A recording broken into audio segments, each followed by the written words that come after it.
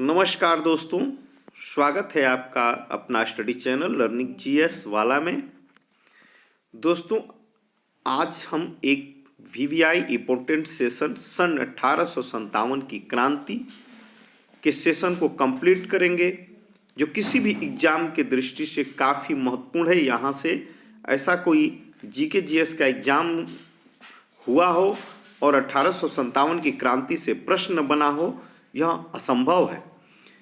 इस चैप्टर को बहुत अच्छे से और आराम से पढ़ेंगे और पूरी एक एक कंप्लीट प्रश्न को करेंगे। चलिए बिना समय गंवाए शुरू करते हैं सन 1857 की क्रांति के महत्वपूर्ण क्वेश्चनों से। तो हमारा पहला क्वेश्चन है, 1857 ईस्वी की क्रांति सर्वप्रथम कहाँ से प्रारंभ हुई थी? 1857 की क्रांति की बात किया जाए, यह कहाँ से प्रारंभ हुई थी? तो यह मेरठ से प्रारंभ हुई थी, उत्तर प्रदेश के मेरठ जिले से, जिसका तारीख दिनांक 10 मई 1857 था। 10 मई 1857 को मेरठ से 1857 की क्रांति शुरू हुई थी। मंगल पांडे नामक, देखिए आगे प्रश्न है, 34वीं रेजिमेंट के सिपाही मंगल पांडे ने किस स्थान पर विद्रोह किया था? तो मंगल पांडे ने बैरकपुर कहाँ है? पश्चिम बंगाल राज्य में। मंगल पांडे ने अंग्रेजों द्वारा बनाए हुए गाय के चर्बी के कारतूस को मुंह से निकालने से मना कर दिया था, जिस कारण से मंगल पांडे को अंग्रेजों का प्रकोप झेलना पड़ा था और उसकी वजह से मंगल पांडे ने बैरकपुर पश्चिम बंगाल में 34वीं रेजिमेंट के सिपाही थे, अंग्रेजों के खिलाफ विद्रोह कर दिए थे। तो पहला प्रश्न, 1857 ईस्वी क्रांति वीवीआई मेरठ से शुरू हुई और मंगल पांडे बैरकपुर के पश्चिम बंगाल से अपने विद्रोह को शुरुआत किए थे और ये 34वीं रेजिमेंट के सिपाही थे। चलिए आगे चलते हैं। वर्ष 1857 के स्वाधीनता संग्राम का प्रतीक क्या था? तो 1857 के स्वाधीनता संग्राम का प्रतीक कमल और रोटी था। कमल और रोटी।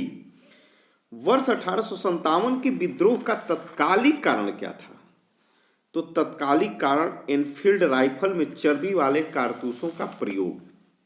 राइफल का क्या नाम था? एनफील्ड राइफल था। इसमें चर्बी वाले कारतूस से और इसी से मुंह से निकालना होता था, जिससे कि भारतीय सिपाही मंगल पांडे और उनके साथियों ने मना कर दिया था। चलिए आगे चलते हैं। अंग्रेजों की शोषणकारी आर्थिक, राजनीतिक, धार्मिक एवं प्रशासनिक नीतियों के प्रभाव ने 1857 के विद्रोह का जन्म दिया था। तो ये कारण थे आर्थिक, राजनीतिक, धार्मिक और प्रशासनिक 1857 के विद्रोह के।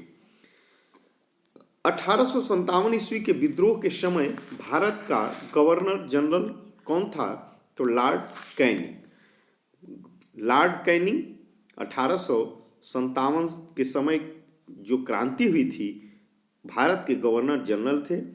और इसी क्रांति के बाद अब कंपनी का शासन भारत में समाप्त हो गया और यह सीधे ब्रिटिश क्राउन के हाथ में भारत का शासन चला गया था। और इसी के साथ लॉर्ड कैनिंग अब भारत के प्रथम वायसराय, अब गवर्नर जनरल का पद समाप्त हो गया, अब यहाँ से वायसराय का पद शुरू होता है। तो भारत का गवर्नर जनरल अंग्रेजों के रूप में अंतिम लॉर्ड कैनिंग थे और प्रथम वायसराय लॉर्ड कैनिंग ही थे। 1857 ईस्वी के विद्रोह के समय ब्रिटिश प्रधानमंत्री कौन थे? तो ब्रिटेन के प्रधानमंत्री 1857 के विद्रोह के समय में पामस्टन थे। 1857 ईस्वी के स्वतंत्रता संग्राम से संबंधित पहली घटना कौन सी थी? तो पहली घटना थी सैनिकों का दिल्ली के लाल किले पर पहुंचना। जो भारतीय सैनिक थे वह दिल्ली के लाल किले पर पहुंच गए थे, यह सबसे पहली घटना हुई थी। 1857 के विद्रोह में भाग लेने वाले सर्वाधिक सैनिक किस राज्य क्षेत्र से थे? तो 1857 के विद्रोह के समय सर्वाधिक सैनिक जो थे वह अवध से थे, अवध राज्य क्षेत्र से। चलिए आगे चलते हैं। 1857 ईस्वी में किसने इलाहाबाद को आपातकालीन मुख्यालय बनाया था। तो इलाहाबाद को आपातकालीन मुख्यालय उस समय के गवर्नर जनरल लॉर्ड कैनिंग ने बनाया था। केंद्रीय संगठन की कमी तथा सुनियोजित रणनीति के अभाव में 1857 ईस्वी का विद्रोह असफल हुआ था। तो 1857 का विद्रोह प्रथम स्वतंत्रता संग्राम की लड़ाई भी था और यह असफल भी रहा। कारण क्या था? तो केंद्रीय संगठन की कमी थी और सुनियोजित रणनीति का अभाव था। लखनऊ में 1857 ईस्वी की क्रांति का नेतृत्व किस महिला ने किया था? तो लखनऊ की बात किया जाए, जो 1857 ईस्वी की क्रांति के नेतृत्व किया गया जिनके द्वारा, तो वो थी बेगम हजरत महल। बेगम हजरत महल ने लखनऊ में क्रांति का नेतृत्व किया था। 1857 ईस्वी के स्वाधीनता संघर्ष में प्रमुख भूमिका निभाने वाली रानी लक्ष्मीबाई का जन्म कहाँ हुआ था? वीवीआई है, बहुत क्वेश्चन पूछता है, तो वाराणसी में इनका जन्म हुआ था। रानी लक्ष्मीबाई झांसी से थी, लेकिन इनका जन्म वाराणसी में हुआ था। रानी लक्ष्मीबाई को अंतिम युद्ध में किसने पराजित किया था? तो रानी लक्ष्मीबाई को कैप्टन ह्यूरोज ने पराजित किया था। असम में 1857 ईस्वी की क्रांति का नेता कौन थे? तो असम में क्रांति के नेता दीवान मनीराम दत्त थे। दीवान मनीराम दत्त असम में क्रांति के नेता थे। फैजाबाद से विद्रोह कर रहे किस क्रांतिकारी को पकड़ने के लिए अंग्रेजों ने 50,000 रुपए का इनाम रखा था? तो मौलवी अहमदुल्लाह थे, जो फैजाबाद से नेतृत्व कर रहे थे और इन पर अंग्रेजों ने 50,000 का इनाम रखा था। कानपुर से विद्रोह का नेतृत्व कर रहे नाना साहब कानपुर में नेतृत्व कर रहे थे। इनका सेनापति नाना साहब के कौन थे? तो तात्या टोपे थे और इनका नाम रामचंद्र पांडुरंग था। तो रामचंद्र पांडुरंग, जिनका उपनाम तात्या टोपे भी था, ये नाना साहब का कानपुर के विद्रोह में सेनापति के रूप में नियुक्त थे। 1857 के विद्रोह के दौरान मुगल बादशाह बहादुर शाह जफर थे। 1857 के विद्रोह के समय मुगल बादशाह बहादुर शाह जफर थे, जो अंतिम मुगल बादशाह थे। इनका सेनापति कौन था? तो बख्त खां जो है इनका सेनापति था और ये अंतिम मुगल सम्राट भी थे। चलिए, ये प्रमुख केंद्र और विद्रोही नेता, यहाँ से अक्सर प्रश्न पूछा जाता है कि यहाँ से विद्रोह का नेतृत्व कौन किया था और किस अंग्रेज ने इस विद्रोह को दबाया था। यह एक इम्पोर्टेंट प्रश्न यहाँ से हमेशा पूछा जाता है। तो दिल्ली में विद्रोह के नेता बहादुर शाह जफर द्वितीय थे और इनका सेनापति बख्त खां था। यहाँ विद्रोह की तिथि 11 मई 1857 थी। 11 मई 1857। और ये दमनकर्ता जो अंग्रेज थे वो निकलसन और हडसन। लखनऊ में विद्रोह के नेता बेगम हजरत महल और बिरजिस कादिर थे। बेगम हजरत महल और बिरजिस कादिर।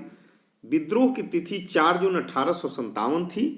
देखिए, विद्रोह तो हर क्षेत्र में हुआ, लेकिन अलग अलग डेट में केंद्रीय संगठन का एक डेट पर न होना विद्रोह का प्रमुख कारण था। देख रहे हैं अलग अलग डेटों पर विद्रोह हुआ है। और लखनऊ को दमनकर्ता अंग्रेज जो था वह कालिन कैंपेवेल। झांसी और ग्वालियर में विद्रोह के नेता रानी लक्ष्मीबाई और तात्या टोपे थे। विद्रोह की तिथि 4 जून 1857 थी और दमनकर्ता जनरल ह्यूरोज। कानपुर में नाना साहब और तात्या टोपे सैन्य नेतृत्व कर रहे थे। तिथि 5 जून 1857 थी और विद्रोह को दमन करने वाले अंग्रेज कालिन कैंपेवेल। इलाहाबाद में लियाकत अली जो है विद्रोही नेता थे। विद्रोह की तिथि 6 जून 1857 था और दमनकर्ता कर्नल नील थे। फैजाबाद से मौलवी अहमदुल्ला थे। ये जून 1857 में विद्रोह किए और दमनकर्ता कर्नल नील। जगदीशपुर बिहार में है। तो जगदीशपुर से कुंवर सिंह और अमर सिंह उनके बेटे कर रहे थे। 12 जून 1857 को विद्रोह हुआ और विलियम टेलर व विसेंट आयरन ने इसका नेतृत्व करके दमन किए थे। बरेली से खान बहादुर खां जो है विद्रोह कर रहे थे, जून 1857 में ये किए। और विंसेंट आयर जो जगदीशपुर और बरेली दोनों को दमन करने में सहायक बने थे। फतेहपुर से अजीमुल्ला विद्रोह कर रहे थे 1857 ईस्वी और दमनकर्ता जनरल रेनाल्ड थे। चलिए इस कोटेशन को देख लीजिए कि 1857 के विद्रोह के समय मुगल शासक बहादुर शाह जफर थे। इन्हें इस विद्रोह का अखिल भारतीय नेता माना गया है। तो विद्रोह का अखिल भारतीय नेता कौन थे? तो अंतिम मुगल सम्राट बहादुर शाह जफर द्वितीय थे। चलिए अब आगे चलते हैं। वर्ष 1857 के विद्रोह के दमन के पश्चात भारत शासन अधिनियम 1858 पारित किया गया। विद्रोह का तो दमन हो गया, लेकिन कंपनी का शासन भी समाप्त हो गया। अब भारत शासन अधिनियम 1858 पारित हुआ और इसके माध्यम से भारत का शासन ईस्ट इंडिया कंपनी के हाथों निकलकर सीधे ब्रिटिश क्राउन के हाथों में चला गया। चलिए आगे चलते हैं। महारानी विक्टोरिया ने भारतीय प्रशासन को ब्रिटिश ताज के नियंत्रण में लेने की घोषणा कब की थी? तो 1 नवंबर 1858 को ब्रिटिश ताज के अंतर्गत भारत का शासन माने भारतीय प्रशासन को अधिकृत किया गया था। वर्ष 1857 के विद्रोह के दमन के पश्चात भारतीय सेना का पुनर्गठन के लिए किस आयोग का गठन किया गया था? तो भारतीय सेना के पुनर्गठन के लिए पील आयोग का गठन किया गया था। पील आयोग वर्ष 1858 के भारत शासन अधिनियम के द्वारा किसे भारत का प्रथम व्यवसाय नियुक्त किया गया था? तो लॉर्ड कैनिंग को नियुक्त किया गया था। 1857 ईस्वी के विद्रोह में कौन सा शायर अंग्रेजों का आलोचक था? तो उस समय मिर्जा गालिब थे, जो काफी मजबूत और फेमस शायर हैं। मिर्जा गालिब उस समय अंग्रेजों के आलोचक थे। भारत के शिक्षित मध्यम वर्ग तथा जमींदारों ने 1857 के विद्रोह में तटस्थता बनाए रखी थी। इसका मतलब अंग्रेजों का साथ नहीं दिए थे। कौन कौन? शिक्षित मध्यम वर्ग और जमींदार दोनों जो है अपने अपने न अंग्रेजों का साथ दिए न विद्रोहियों का साथ दिए थे। ये तटस्थ थे। 1857 के विद्रोह के कारणों पर भारतीय भाषा में लिखने वाला प्रथम भारतीय कौन था? तो सर सैयद अहमद खां जो है भारतीय भाषा में उस समय ये लिखे थे 1857 के विद्रोह का। वर्ष 1857 के विद्रोह में बिहार का नेतृत्व जगदीशपुर के जमींदार वीर कुंवर सिंह द्वारा किया गया था। जगदीशपुर का वीर कुंवर सिंह 1857 ईस्वी के स्वतंत्रता संग्राम में किस राजवंश ने अंग्रेजों की सर्वाधिक सहायता की थी? तो उस समय ग्वालियर के सिंधिया जो परिवार था वह अंग्रेजों की सहायता किए थे 1857 के स्वतंत्रता संग्राम में। चलिए ये कुछ पुस्तकें हैं जो काफ़ी महत्वपूर्ण हैं, एग्जाम में पूछा जाता है, इसको भी देख लेते हैं। 1857 के विद्रोह पर आधारित द ग्रेट रिवेलियन के लेखक अशोक मेहता हैं। Ashok Mehta. First war of independence BD. Savarkar, Vinayak Damodar Savarkar इनका पूरा नाम है। इन्होंने फर्स्ट वार ऑफ इंडिपेंडेंस माने स्वतंत्रता का प्रथम युद्ध कहा है। बी.डी. सावरकर ने 1857 के विद्रोह को स्वतंत्रता का प्रथम वार कहे थे। चलिए आगे चलते हैं। 1857 पुस्तक के लेखक एस.एन. सेन थे। एस.एन. सेन सिपाही म्यूटिन एंड द रिवोल्ट ऑफ 1857, इसके लेखक जो थे आर.सी. मजूमदार थे। हिस्ट्री ऑफ इंडियन म्यूटिनी ये टी.आर. होम्स के द्वारा लिखी गई थी, टी.आर. होम्स।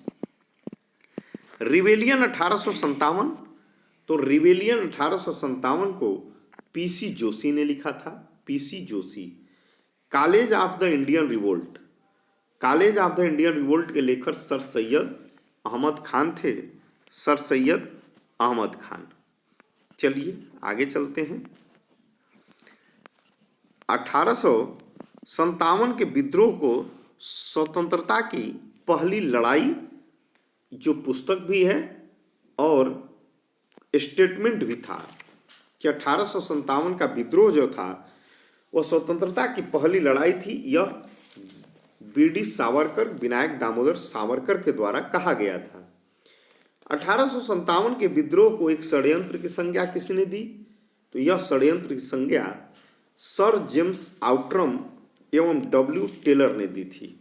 षड्यंत्र की संज्ञा सर जेम्स आउट्रम और डब्ल्यू टेलर।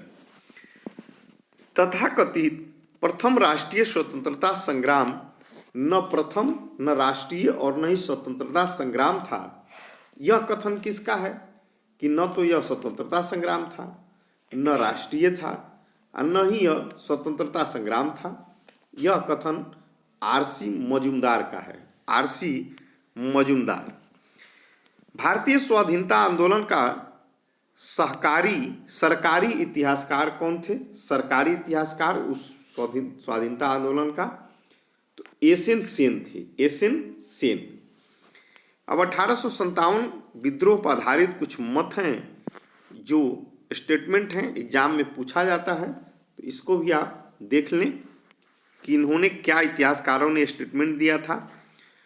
तो डॉक्टर एस.एन. सेन ने कहा था, जो कुछ धर्म के लिए लड़ाई के रूप में प्रारंभ हुआ वह स्वतंत्रता संग्राम के रूप में समाप्त हुआ। जो कुछ धर्म के लिए लड़ाई के रूप में प्रारंभ हुआ वह स्वतंत्रता संग्राम के रूप में समाप्त हुआ। यह मत डॉक्टर एस.एन. सेन का था। अशोक मेहता का क्या कथन था? मत इनका था 1857 ईस्वी के विद्रोह का स्वरूप राष्ट्रीय था। ये राष्ट्रीय था, अशोक मेहता कहते हैं। बी.डी. सावरकर का क्या मत था? तो बी.डी. सावरकर कहते हैं 1857 ईस्वी का विद्रोह एक सुनियोजित राष्ट्रीय स्वतंत्रता संग्राम था। Doctor RC. मजूमदार क्या कहते हैं? इनका क्या मत था?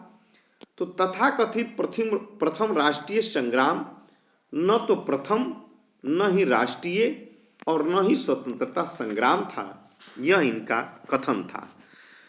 सर जॉन लॉरेंस का क्या कहना था? तो सर जॉन लॉरेंस अंग्रेज का कहना था यह पूर्णतः सिपाही विद्रोह था, यह पूर्णतः सिपाही विद्रोह था।